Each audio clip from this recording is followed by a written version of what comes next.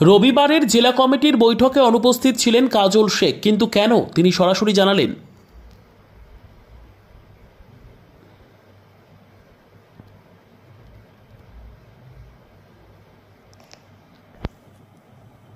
বীরভূম জেলা তৃণমূলের জেলা কমিটির বৈঠক ছিল, তো সেই জায়গায় দেখা গেল যে আপনি অনুপস্থিত। কি বলবেন?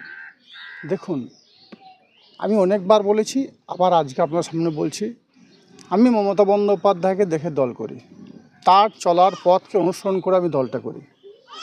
মমতা বন্দ্যোপাধ্যায় হচ্ছে সততার প্রতীক। আপনারা জানেন, গত নেতাজি ইন্ডোর স্টেডিয়ামে মমতা বন্দ্যোপাধ্যায় ডিক্লেয়ার করেছিলেন বীরভূম জেলা চালাবে কোর কমিটি, এবং আমাদের তৃণমূল কংগ্রেসের সাধারণ সম্পাদক অভিষেক বন্দ্যোপাধ্যায়, আমার দলের সেনাপতি, তিনিও মমতা বন্দ্যোপাধ্যায় এই বক্তব্যে সিলমোহর দিয়েছেন।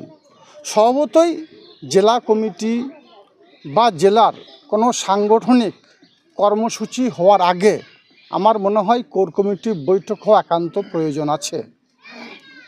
গত মাসে 22 তারিখে কোর কমিটি মিটিং বোলপুর দলীয় কার্যালয়ে বসেছিল। তারপর 19/4/2025 সিউড়ি দলীয় কার্যালয়ে কোর কমিটি মিটিং হওয়ার সম্ভাবনা ছিল। কেন হয়নি, কী জন্য হয়নি, সে বিষয়ে আমি কোনো মন্তব্য করতে চাই না। কিন্তু দিনের শেষে একটাই কথা বলবো, এটা মমতা বন্দ্যোপাধ্যায়কে অমান্য করা হচ্ছে। দলের সর্বোচ্চ নেত্রী তিনি যখন বলেছেন কোর কমিটি মিটিং করে সারা বীরভূম জেলার যে রাজনৈতিক কর্মসূচিগুলো আছে সেগুলো নেওয়া প্রয়োজন আছে, তাই কোর কমিটি মিটিং যেহেতু হয়নি, সেহেতু দলীয় কোনো কর্মসূচিতে বা জেলার কোনো কর্মসূচিতে আমি অংশগ্রহণ করব না। আমি বীরভূম জেলার সভাধিপতি আসনে আছি। মাননীয় মুখ্যমন্ত্রী মাননীয় মমতা বন্দ্যোপাধ্যায় এবং আমাদের সেনাপতি অভিষেক বন্দ্যোপাধ্যায় আমাকে বসিয়েছেন। আমি সভাধিপতির আসনে বসে জেলার উন্নয়নের স্বার্থে সর্বদা নিজেকে নিযুক্ত রাখার চেষ্টা করি, সেটাই করে যাব। মানে কোর কমিটির বৈঠক না হলে মানে কোনো জেলা মিটিংয়ে আপনি যাবেন না? অবশ্যই।